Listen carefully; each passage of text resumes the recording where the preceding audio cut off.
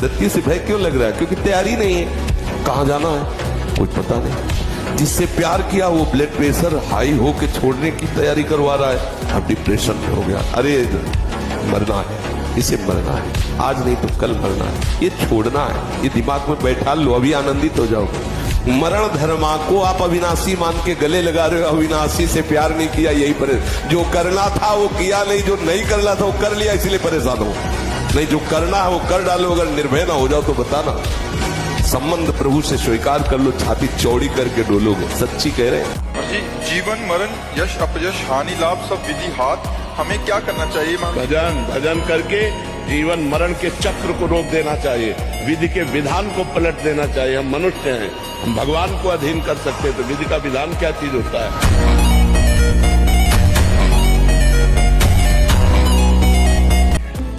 अगर आप संकट में हैं, पुकार के देखिए, राधा, पूरा दृश्य बदल जाएगा। पुकार के तो देखिए। गंदी बातों का अभ्यास इस अवस्था में ज्यादा होता है। गंदी बातों को रोककर अच्छी बातों का अभ्यास करें। जवानी में यदि सद्गुण ना हो तो दुर्गुणों की बाढ़ आ जाती है और लोग गंदे आचरणों में उतर जाते हैं, चोरी करने लगते हैं, बुरे आचरणों में उतर जाते हैं। आप जब पूजा करोगे, भजन करोगे और आपको कोई शराब दे, अपने आप आपका मन कहेगा नहीं यार।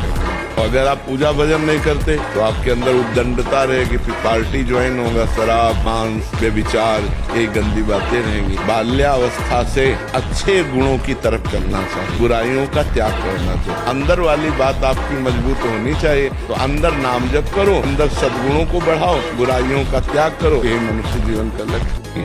यहाँ स्वार्थ का सब प्रेम है, स्वार्थ हटा तो फिर कोई प्रेम नहीं करता। हम वैसे भी कहते हैं, हर परिस्थिति में जब तक जिसका जिससे काम निकलता है तब तक वो यार है, मित्र है, प्यार है, सब है। और जिस दिन काम लायक नहीं रहा तो न यार, न प्यार, न मित्र, न कोई संबंध नहीं। ये संसार बड़ा झूठा खेल वाला है। युद्ध है वो भी तो भगवत स्वरूप है, कोई साधारण है क्या?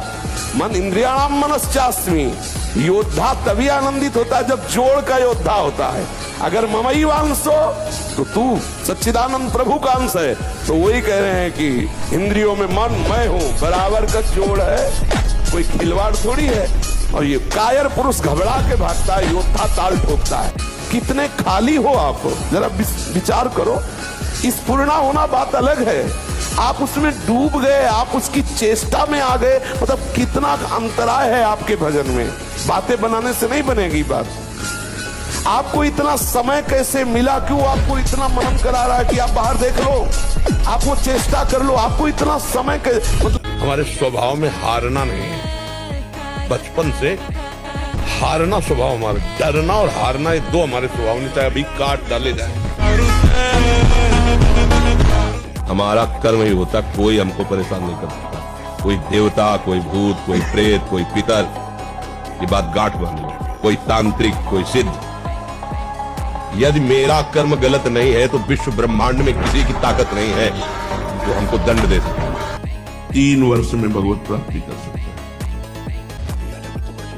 हैं। स्थिर बुद्धि, मंत्र में, नाम में तदाकार वृत्ति, मनोलय के साथ जब मन डूब रहा है उसी में, ब्रह्मचर्य परायण, स्वाधीन, किसी विषय के अधीन नहीं, दयावान, क्षमावान, सत्यनिष्ठ, गुरु सेवा परायण और साधन में पूर्ण समर्पित चित्त, जिद्दी स्वभाव, उत्साही, बलवान। बलवान को मतलब पहलवान से नहीं है, इंद्रिय बलवान, मनोबलवान, इंद्रिय और मन को जो अपने अधीन कर लिए हैं, ये सबसे श्रेष्ठ साधक की बात हो रही है। महान शौर्यशाली, शास्त्रों का ज्ञाता, अभ्यास परायण, किसी से मोह नहीं, किसी भी विषय से व्याकुलता नहीं, मिताहारी, थोड़ा पाने वाला, विशुद्ध आचरण, सबके प्रति अनुकूल व्यवहार, भगवान का नित्य शरणागत, गुप्त रूप से निरंतर भजन में लगा हुआ साधक 3 वर्ष में भगवत प्राप्ति कर सकता है। 3 वर्ष में भगवत। गुरु जी ने तो 6 महीने में भगवत प्राप्ति।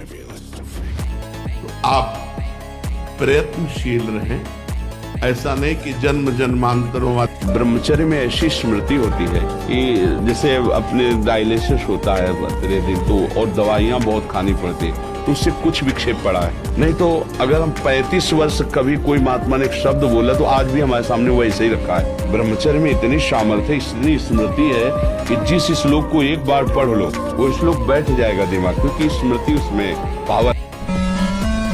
जो किसी कामिनी की तरफ मन को नहीं जाने दिया, जो वाणी को कभी प्रपंच की वार्ता में नहीं लगाया, और जो कभी लंगोटी का कच्चा नहीं हुआ, वही सच्चा महात्मा है।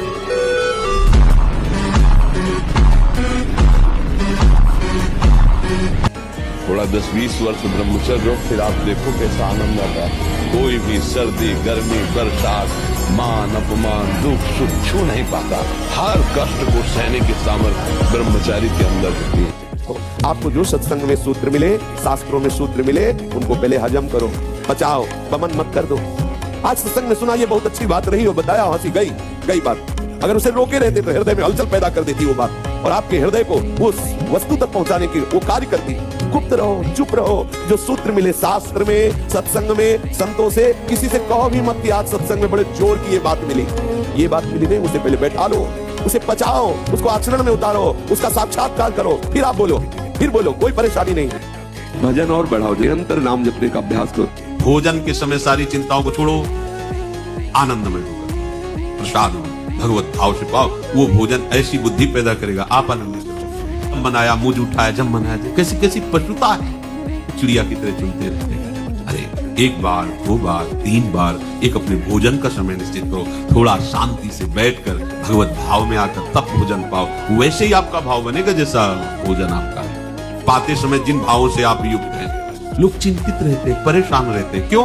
क्योंकि भोजन पाते समय परेशान थे। तो अब वो भोजन का जो रस है ना, वो केवल परेशानी पैदा करेगा। मान लो हमारी बात। भजन के अंतराय का बहुत समय है आपके बीच में।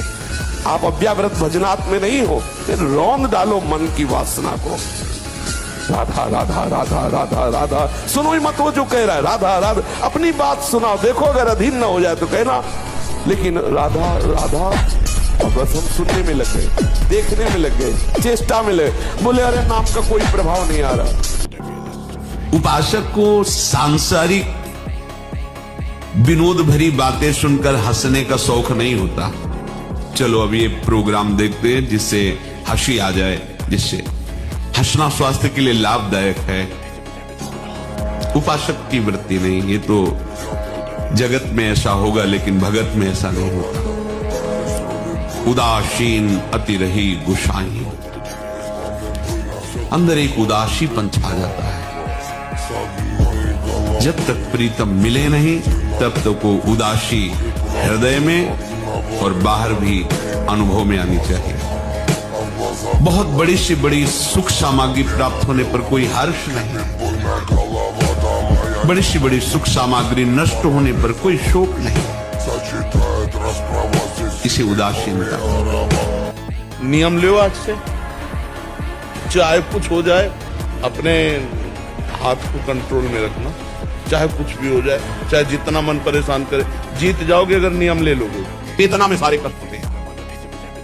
उनको भारी कष्ट हुआ, खड़े हो गए। पुण्यात्मा दयावान तो थे ही। कहा ये सब क्या है, ये क्रंदन कैसे हो रहा है? धर्मराज के दूतों ने कहा सब पापात्मा जीव हैं जो मृत्यु लोक में जाकर पाप किए, उनका ये दंड भोग रहे हैं।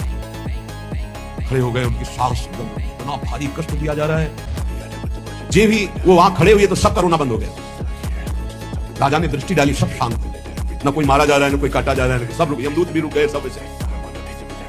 पूछा ये अब मन जिस विचार में फंसा देता है, बिना मतलब फंसाए, कोई भय नहीं, वो भय दे रहा है। कोई शोक का कारण नहीं, वो शोक दे रहा है, चिंता दे रहा है। किसी भी कार्य को करो, इतना संशय पैदा कर रहा है, पता नहीं काम सफल होगा कि नहीं सफल होगा, कहीं ऐसा तो नहीं हो जाएगा, कहीं ऐसा तो, वो अशांत रखता है। और जब ब्रह्मचर्य, ऐसा कैसे हो सकता है?